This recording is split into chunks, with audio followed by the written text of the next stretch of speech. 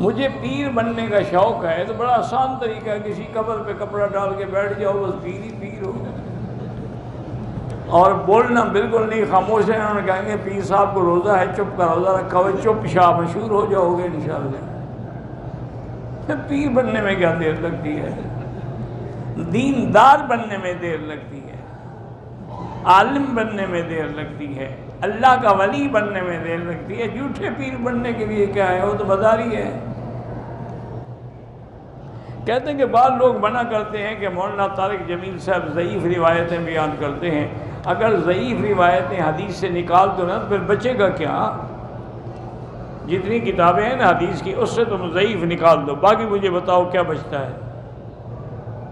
اور پھر ضعیف ہونے کی وجوہات ہوتی ہیں کہ ضعف شدید ہے یا ضعف خفیف ہے، ضعف کیوں ہے، ضعیف ہونے کی وجہ کیا ہے، کیا پھر اس کے مطابعات اور شواہد ہیں یا نہیں ہیں، یہ علماء جانتے ہیں، وہ جو بیان کرتے ہیں ٹھیک کرتے ہیں۔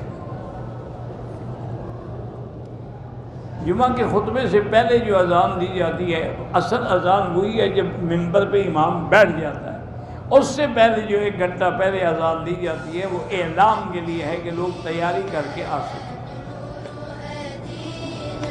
من مکہ حبیبی نور سطع المدینہ